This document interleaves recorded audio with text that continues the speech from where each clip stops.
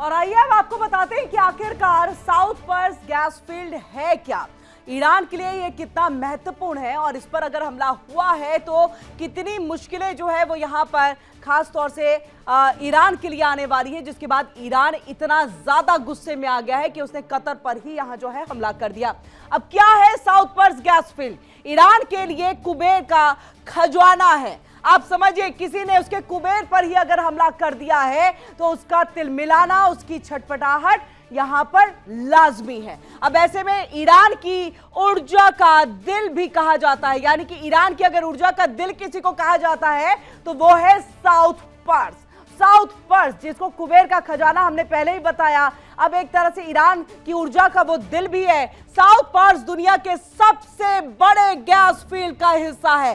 तो सबसे बड़ा गैस फील्ड अगर कहीं है तो वो है ईरान, और ईरान का साउथ पर्स और नॉर्थ डोम मिलकर के बना है सबसे बड़ा गैस फील्ड। यानी ईरान के ही अंदर में एक साउथ पर्स और नॉर्थ जो है वो मिलकर के यहां पर सबसे बड़ा गैस फील्ड, और गैस फील्ड को ईरान और कतर आपस में करते हैं साझा। आप समझिए, अगर आपने हमारा साउथ पर्स ही यहां पर नष्ट कर दिया तो कतर एलएनजी लेकर के क्या करेगा? हम भी उस पर हमला कर देते हैं। संभवतः यही मंशा से ईरान ने भी जो है क्लस्टर बमों की बरसात एलएनजी प्लांट पर यहां पर कर दिया। और देखिए, यहां पर गैस फील्ड को ईरान और कतर आपस में जो है साझा करते हैं, यानी कि मिल करके जो है उसमें काम करते हैं और उसके बाद इस गैस फील्ड को साझा करते हैं। ईरान की अर्थव्यवस्था की रीढ़ है ये गैस फील्ड साउथ पर्स, जिसका जिक्र हम कर रहे हैं, जिस पर अमेरिका और इजराइल ने यहां पर हमला कर दिया है।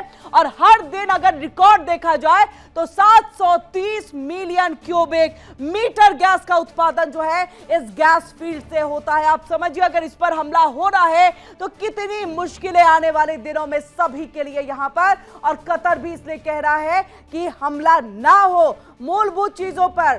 फ्रांस ने भी यही कहा, मूलभूत चीजों पर हमला नहीं होना चाहिए। ईरान की घरेलू जरूरतों को पूरा करता है। अब इजराइल और अमेरिका ने ठान ली है कि हम रिजीम तो चेंज नहीं कर पाए, अपने मन मुताबिक अपना पपेट हम जो है ईरान की गद्दी पर नहीं बैठा पाए, लेकिन हम वहां की अर्थव्यवस्था को पूरी तरह से डामाडोल कर देंगे। और यही वजह है कि साउथ पर्स पर यह हमला इजराइल की तरफ से यहां पर किया गया, और कतर इससे ही दुनिया का सबसे बड़ा एलएनजी एक्सपोर्टर है। अब देखिए, कतर का हम जिक्र कर रहे हैं, कतर ही जो है वो दुनिया का सबसे बड़ा एलएनजी एक्सपोर्टर है, जिस पर यह हमला जो है वो ईरान की तरफ से यहां पर किया गया है। तो आप समझिए, कुबेर के खजाने को और उसके बाद सबसे बड़े एक्सपोर्टर के तौर पर कतर का यह एलएनजी है, जिसको यहां पर निशाना बनाया गया है। और अगर ये इसी तरह से निस्तनाबूद होती रही चीजें तो आप समझिए कि आने वाले दिनों में दुनिया के अंदर ऊर्जा की संकट जो है वो पैदा हो जाएगी। लेकिन अब चौतरफा आवाजें भी उठने लगी हैं। मिडिल ईस्ट में जंग का मैदान और अब दावों और हकीकत की लड़ाई बन चुका है, जहां एक तरफ अमेरिका और इजराइल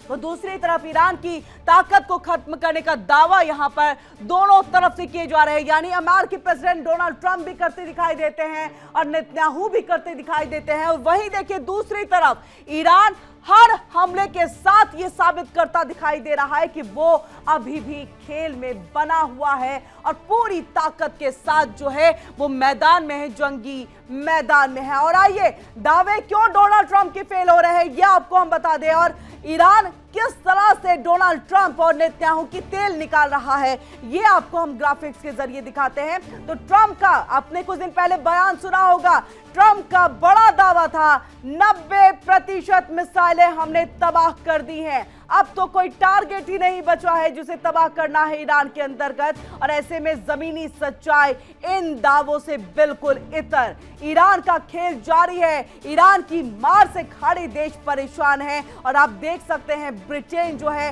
वो हॉर्मुज में अपनी शिप नहीं भेजता, इसके बाद अन्य देश भी हॉर्मुज में शिप भेजने से मना कर देते हैं। यानी डोनाल्ड ट्रंप को इनकार कर दिया जाता है, और सिर्फ इसलिए ताकि इस युद्ध को और आगे न बढ़ाया जाए, क्योंकि ईरान पर अगर किसी तरह का और हमला होता है तो ईरान कितनी परेशानी खड़ी कर देगा ये आज के युद्ध के दौर से ही समझ सकते हैं सभी। ऐसे में अमेरिका के साथ अरब पर भारी पड़ रहा है मार, और देखिए मिसाइल स्टॉक का गलत अनुमान यहां पर लग रहा है कि अमेरिका ने लगा लिया, डोनाल्ड ट्रंप ने यहां पर लगा लिया। लगा कि ईरान को हफ्ते भर में ही हम पूरी तरह से खत्म कर देंगे, घुटनों पर ला करके रख देंगे, लेकिन ईरान की ताकत को कम आंका गया, जो आज के वक्त में मुश्किलें डोनाल्ड ट्रंप की खड़ी करता हुआ दिखाई दे रहा है। और ऐसे में खुफिया एजेंसियां जो अमेरिका की थी वो बिल्कुल फेल हो गई है।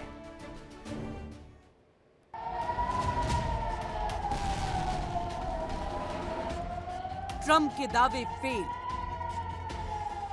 ईरान निकाल रहा तेल, लंबा चलेगा जंग का खेल।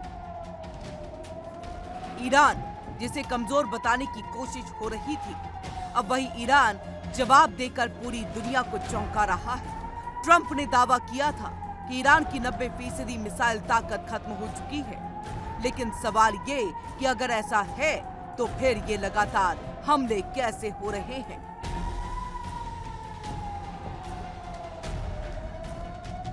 ईरान की मिसाइलें कम नहीं बल्कि और खतरनाक होती जा रही हैं। हमलों का दायरा भी बढ़ता चला जा रहा है और उसकी तीव्रता भी।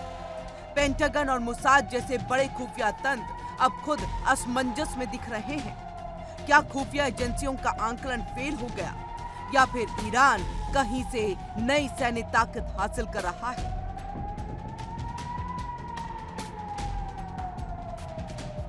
इजराइल का दावा था कि ईरान के पास 3000 मिसाइलें थी, जो घट करके 2500 रह गई हैं और 440 लॉन्चर में से 290 तबाह कर दिए गए। लेकिन हकीकत हर दिन नए हमले, नई रणनीति और नया प्रहार दावे से बिल्कुल अलग है।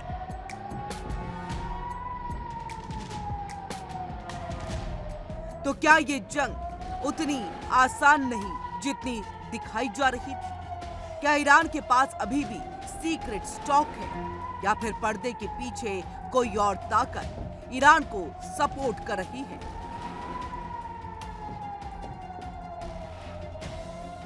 मिडिल ईस्ट की ये जंग अब सिर्फ हथियारों की नहीं बल्कि दावों और सच्चाई की भी जंग बन चुकी है, जहां हर नया हमला पुराने दावों को झूठा साबित कर रहा है।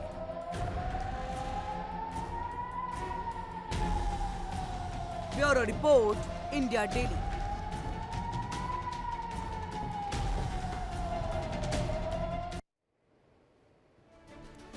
और ऐसे में देखिए कि ईरान के इंटेलिजेंस मंत्री इस्माइल खातिब की मौत की जानकारी मिल रही है और इजराइल की एयर स्ट्राइक में इस्माइल की मौत। और ये बड़ी खबर आ रही है, बड़ी खबर का हम बता दें आपको, वर्ल्ड वॉर ब्रेकिंग न्यूज आपके सामने। ईरान के इंटेलिजेंस मंत्री इस्माइल खातिब की मौत की खबर। और ऐसे में देखिए इजराइल की एयर स्ट्राइक में इस्माइल की मौत, हमले में ईरान के इंटेलिजेंस मिनिस्टर की मौत की जानकारी। और देखिए इजराइल की एयर स्ट्राइक में इजराइल की तरफ से एयर स्ट्राइक किया गया और इस्माइल की मौत हो गई। उसमें हमले में ईरान के इंटेलिजेंस मिनिस्टर की भी मौत की खबर है।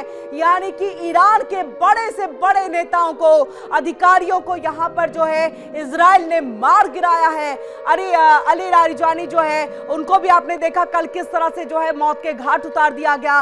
और आज एक बार फिर से जो एयर स्ट्राइक, उसमें इंटेलिजेंस मंत्री इस्माइल खातिब की मौत हो गई है, ऐसी जानकारी जो है वो निकल करके सामने आ रही है। और इजराइल की एयर स्ट्राइक में ये इस्माइल की मौत की खबर है। बड़ी खबर एक और आ रही है, आपको बता दें, बड़ी जानकारी इस वक्त, वर्ल्ड वॉर ब्रेकिंग न्यूज आपके सामने। ईरानी सर्वोच्च नेता मुस्तफा खामनेई का बड़ा बयान निकल करके सामने आया है। अब देखिए लारिजानी की हत्या पर मुस्तफा खामनेई का यह बयान आ गया है, अपराधियों को जल्द कीमत चुकानी पड़ेगी। इससे पहले भी मुस्तफा खामनेई, क्योंकि अभी नए सुप्रीम लीडर हैं और ऐसे में मुस्तफा खामनेई पहले भी कर चुके हैं कि जिन जिन की शहादत हुई है चुन चुन करके बदला लिया जाएगा और तब तक सीज फायर यहां पर नहीं किया जाएगा।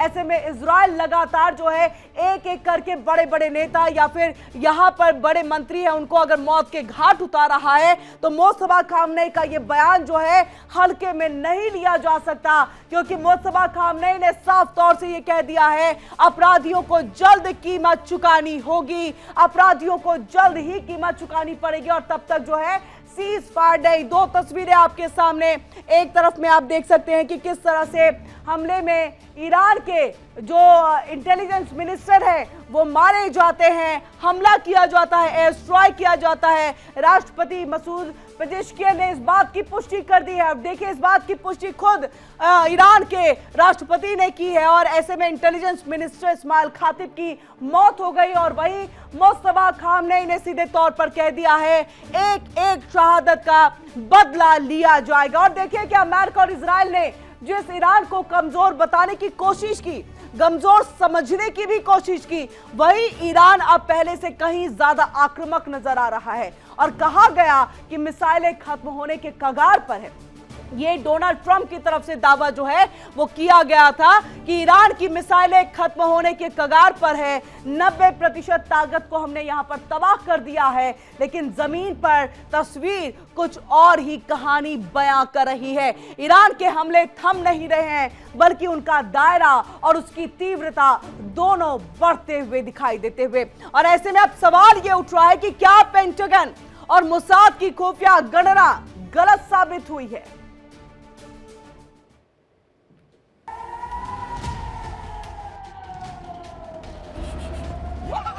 ईरान जंग में ट्रंप का 90% प्लान फेल हो चुका है, मगर ईरान की मिसाइल क्षमता कम नहीं हुई।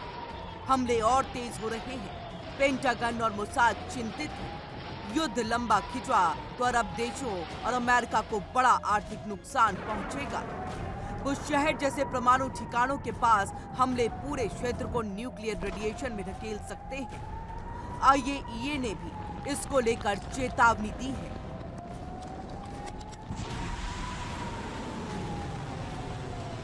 ईरान अभी भी लगातार हमले कर रहा है। हाँ, इतना जरूर है कि पहले दिन के मुकाबले हमलों की संख्या कम हुई है, लेकिन दायरा बढ़ा है, जिसमें अरब देशों तक लगातार हमले हो रहे हैं। और ऐसा माना जा रहा है कि ईरान के पास ड्रोन और रॉकेट का बड़ा जखीरा है, जो इसका इस्तेमाल करके वो अरब में तबाही मचा रहा है, जबकि मिसाइलों का इस्तेमाल सिर्फ बड़े ठिकानों पर हमले के लिए किए जा रहे हैं।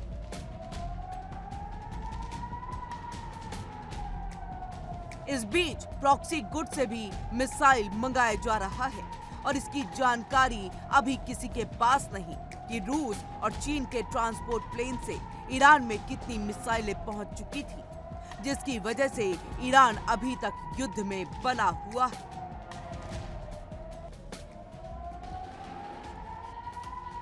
तो सवाल सीधा है कि क्या ईरान वाकई कमजोर हुआ है, या फिर ये जंग अब एक नए और खतरनाक मोड़ पर पहुंच चुकी है।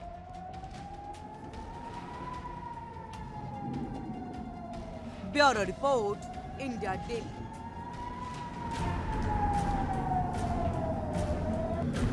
देखिए इंडिया डेली 24/7 अब आपके स्मार्ट टीवी पर। इंडिया डेली मौजूद है सभी डिजिटल प्लेटफॉर्म पर लाइव और लगातार। इंडिया डेली 24/7 हर दिन राष्ट्र को समर्पित।